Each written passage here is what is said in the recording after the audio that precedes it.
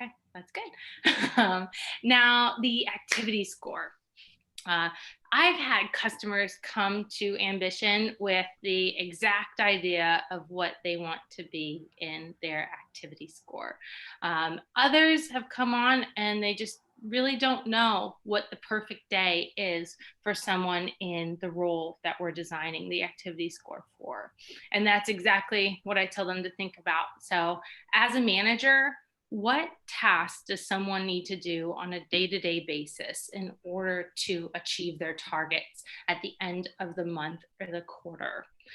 Typically, we recommend having between 3 to 5 KPIs in that activity score, and they need to be controllable metrics. So we're going to hit on a little bit later in the presentation what some of those might be for specific roles, but it has to be something as simple as picking up the phone and making a call or sending out an email, the things that an SDR or rep or a support specialist is able to really take control of.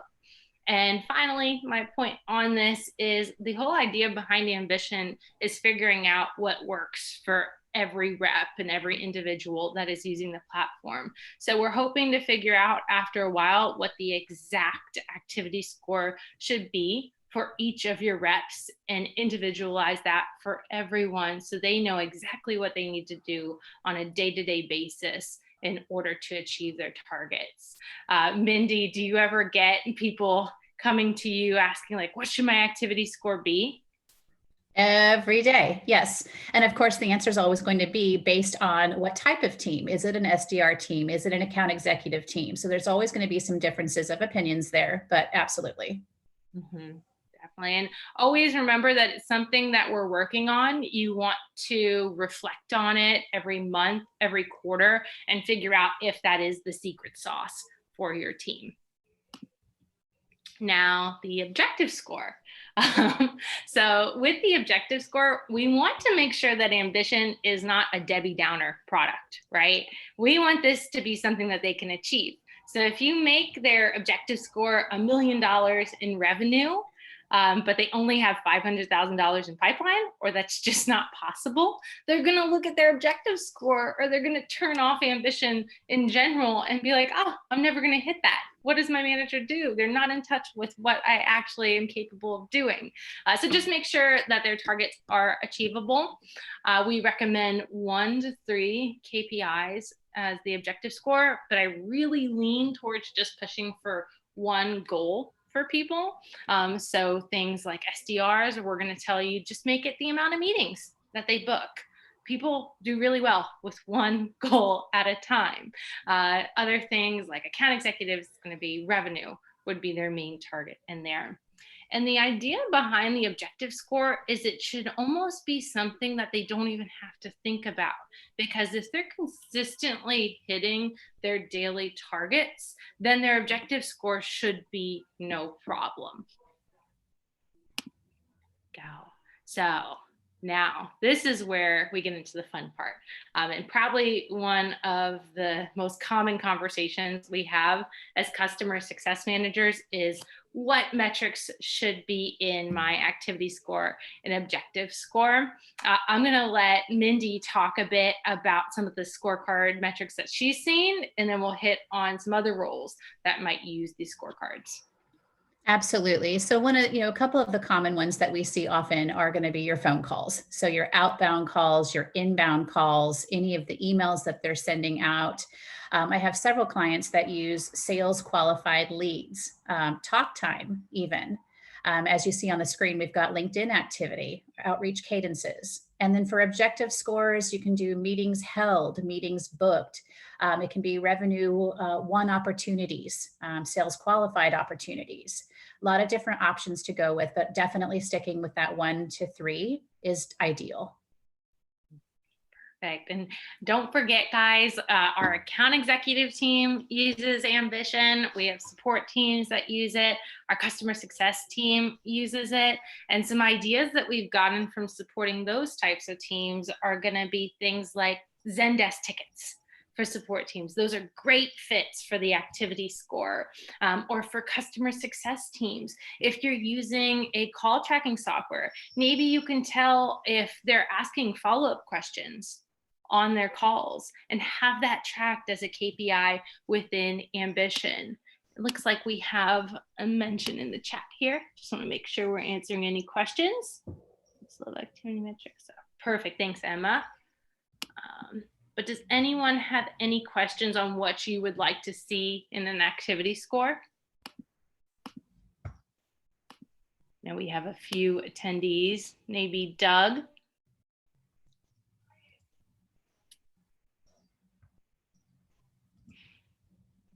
Or Tom could let us know what he has in activity score. Pop it into the Q&A as well.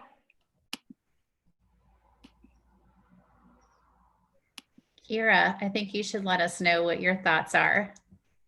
I'm putting you on the spot.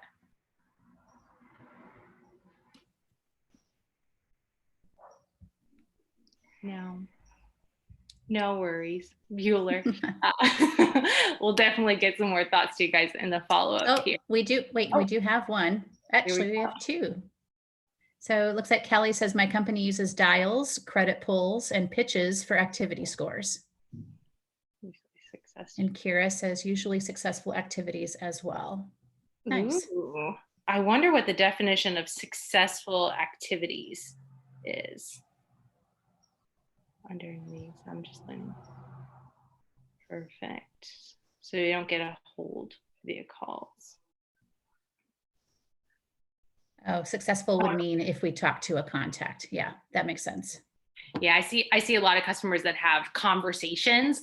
One cool thing that you can add to Ambition is conversations over a certain number of seconds or a certain number of minutes. I've seen that work for customers where they'll have that in their activity score just to make sure that the quality of the KPIs that's coming out is good. Here I see Doug saying he's just kind of learning a good foundation. Like I said, scorecards tend to be what we love to push people to start off with.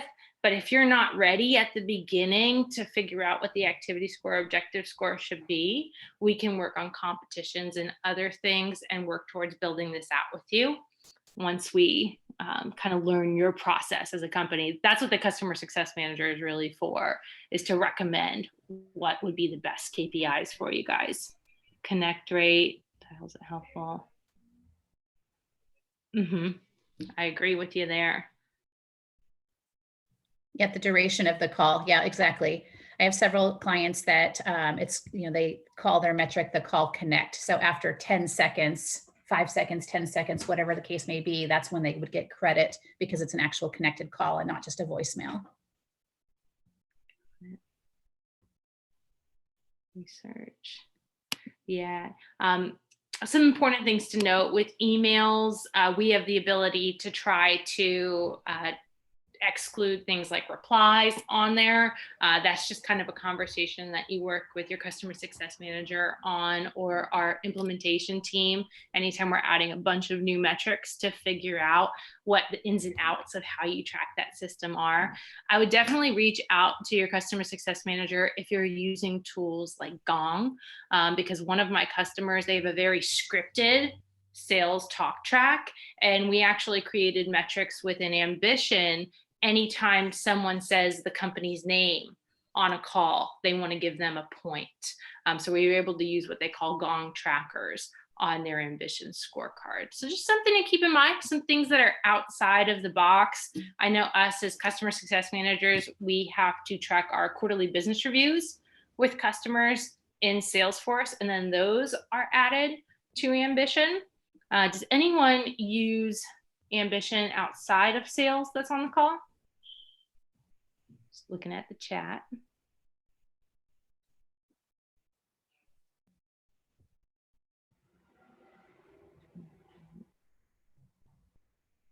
Ooh, so Kira has some customer service teams that use it. What metrics are you tracking for those teams, Kira?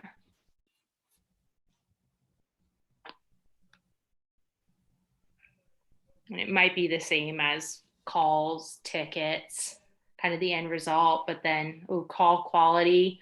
Some of the things that we've seen are the time to completion of tickets would be the objective score for those specific teams. Okay. Well, I think we have a good conversation going on here. We have a ton of content on sample scorecards. We even have templates that you guys can pull from some of our customers that outline exactly what you should have in there.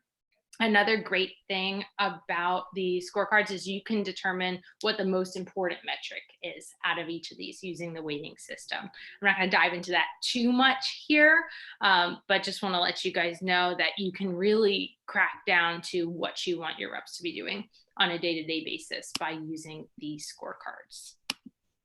Now, I wanted to show you guys what one of our SDRs scorecards looks like. Don't worry, he is not the super executive president of sales, and that is not what he looks like, but he is an awesome SDR. And this is what his activity score is on a day-to-day basis. So we have call connects, like we were talking about there, actually getting them on the call, amount of outbound dials. Sequenced activities is something I meant to just hit on that last slide. So if you're using things like outreach and you want to add how many sequences a rep has been put into, you can go ahead and track that within Ambition, and then talk time. And if he is consistently hitting those targets, then he should hit his objective scores, such as pipeline created and number of qualified ops. So we do practice what we preach. You see, we got 4 there, and we got 2 here, just so you guys can see what the rep's view is of this. Now, how to use your scorecard metrics outside of just that dashboard that the users are seeing when they log into the system. So one of the coolest ways to use the activity score is to have a company-wide competition. The activity score allows you to have people in different roles compete against each other. So the support team can have their own KPIs in their activity score, and the SDR team, the AEs and the customer success managers, and whoever has the top activity score for the month or the quarter can win a prize. And it allows people to work together and compete against each other that might not always be able to. You have an easier ramp up time for new employees because you're literally defining, okay, Joe, you started the role. This is what you need to do on a day-to-day basis in order to succeed. I hear all the time from customers that since they got Ambition, the people that they've hired post-sale have actually ramped up quite a bit faster than people prior to Ambition, which is really nice to hear. I think that's a huge KPI that we should measure with our customers, because that is money in their pocket if it's less time for them to ramp up. And then finally, when you're looking at all the different tools in Ambition, things like leaderboards, if you have a metric that is tracked within scorecards, you're going to be able to actually toggle over to rank them by percent to target, because that is going to show Ambition what their targets actually are. So that unlocks a whole new way of measuring your people within Ambition. Now, Mindy, have you ever had your customers do like the company-wide competition on activity score? Definitely. It actually just came up last week where somebody wanted to have a support team, a success team, data solutions. They wanted to have several different teams all compete against each other. And because their metrics were so different, using the activity score is what levels the playing field. Exactly. It's just the metric that we can have everyone come together on. Exactly.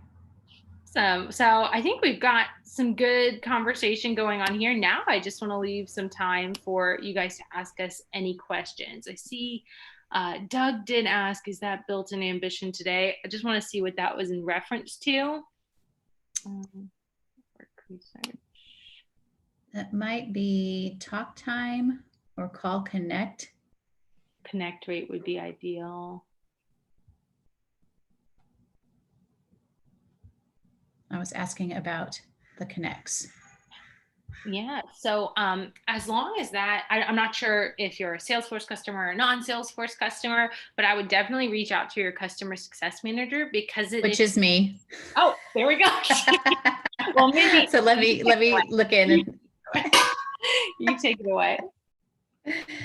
Yeah, no, I will actually get into the instance and see if that is currently set up for you guys or not and circle back. Perfect. Sorry about that. No, it's fine. Also, it looks like Kira is using the speech analytics, highlighting keywords. That's awesome. Yeah, some customers are just starting to use that. Call quality. Yeah, some of these tools that can track like your tone of voice throughout the call and give you points based off that are going to be much more helpful for consultant roles. Um, One thing we like to really push some teams on when they join Ambition is that the account executives, they really tend to care about the results, like things like revenue. So it's hard to almost push the activity score on them. I don't know if you've ever experienced that, Mindy. Yes, a couple times, not Mhm.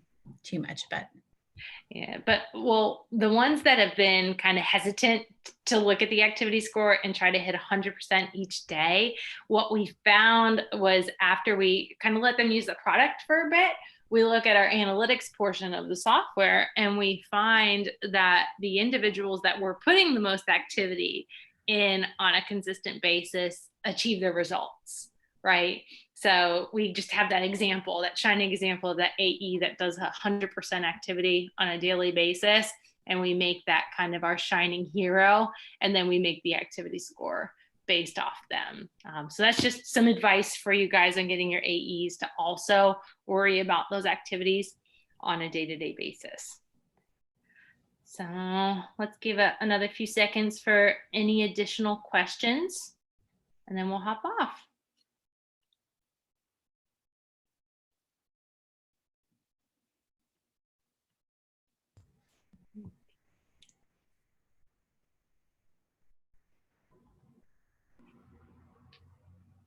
Okay.